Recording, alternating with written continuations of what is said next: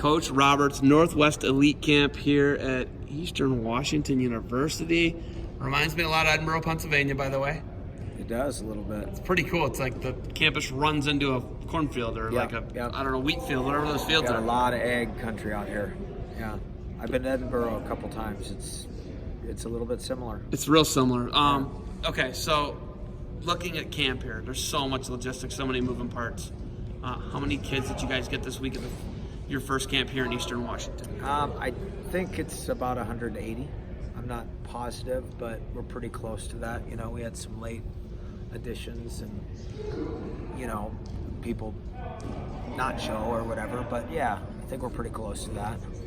So when you look at the camp from last year's at Crescent Valley, you move here, you know, obviously you move a couple, 300-400 miles, 400 plus miles, right? Yeah.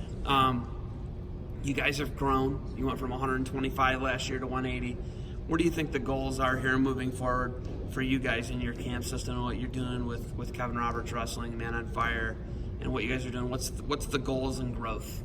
Well, you know, I just there's some different things that we do as far as, you know, smaller camps, commuter camps, and stuff like that around the West, primarily the West.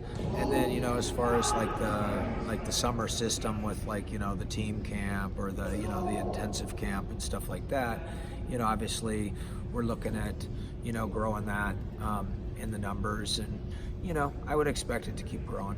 I mean, I really would. This is year one, so, you know, for the team camp here. You know, how big, I can't say. You know, but you have goals, right? When we talk goals, you know, you have goals as to what you want things to grow to, right? What do you think the goals would be? Like, you went from 125 to 180. I mean, is 300 realistic next year? I think so, yeah. I mean, I would say, you know, I would like to be at 250 plus next year. But, you know, it's like, for me, it doesn't change. I mean, I was at a camp that had 75 kids, you know, before we came here. And, you know, I mean, a few weeks before that, we were at a camp that had 31 kids. And, you know, someone else's camp that I went to and worked. And so I'm always going to work the hardest as I can if there's 2 people there or 400. I mean, so, you know, for me, it's just about, you know, continuing to try to, you know, give opportunities there for kids. And obviously this is a passion of mine. This is something I want to do, you know, for a living, is like stay around wrestling. And so, you know, we're going to keep cracking away at it. So you moved from Corvallis, Soldier House in Corvallis, you moved back here to Spokane Valley. Your kid goes to the same high school, your kids go to the same high school you went to, they go to the same school system you went to. You're back home now. How comfortable, you know, you had some stints, different schools, Minnesota, Wyoming, Oregon State, and the D1 North Idaho College, you know, which is right around here. But being back home in the Spokane Valley, how is that for you? I like it, you know. I mean, I like it. I, you know, was very comfortable in Oregon too. Loved living in Corvallis, Oregon, and but, you know, I'm happy to be here. There's a lot of pluses, you know. My immediate family and extended family, you know, my wife's side is, you know, 20 minutes away, right on the Idaho side. And, you know, your brother-in-laws are here. Yeah, they're here. My wife's brothers are here. They're coaching. Literally the best brother-in-laws in the history of the planet, maybe. I had a pretty good brother-in-law who passed away. He was pretty good. I'd put him up there, but you got pretty good brother-in-laws, man.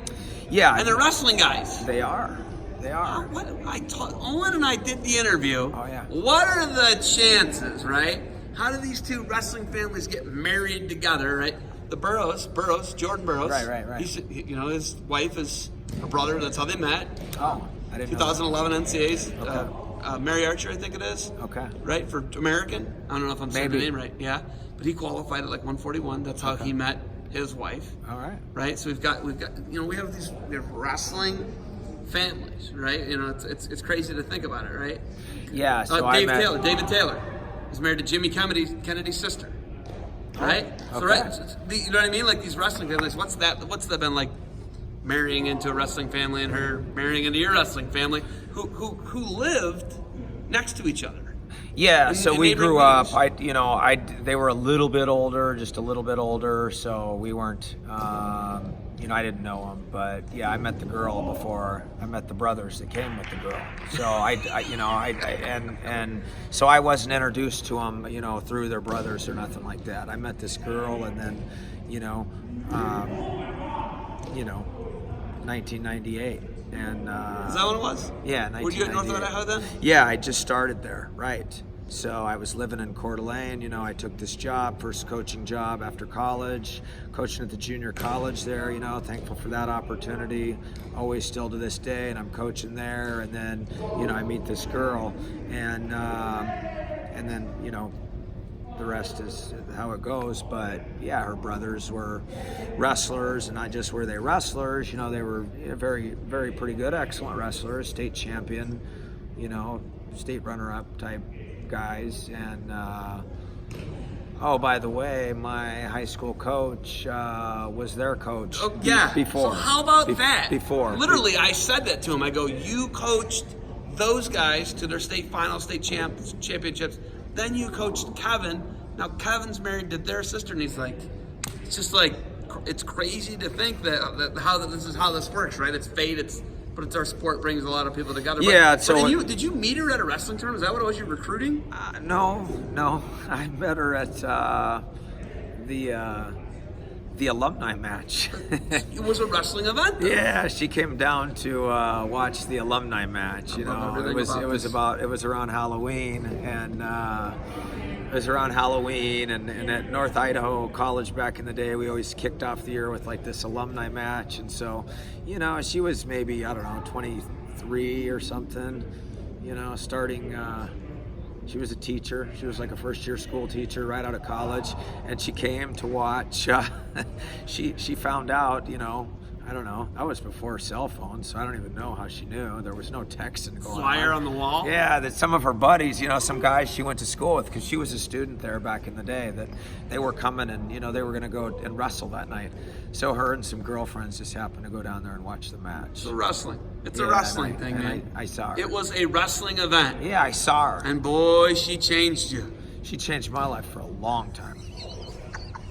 Okay. Long time. Coming into these camps. They're here. There's a lot of other different teams. You got teams from the Olympic Peninsula. You got teams north of Seattle. I like the west side of the state coming over. Yeah. Got some Idaho teams. Yeah. Okay. Yeah. What are all the other teams that have come to Northwest Elite Camp here? Well, we've got one from about as far south in Oregon as you can get, Lakeview.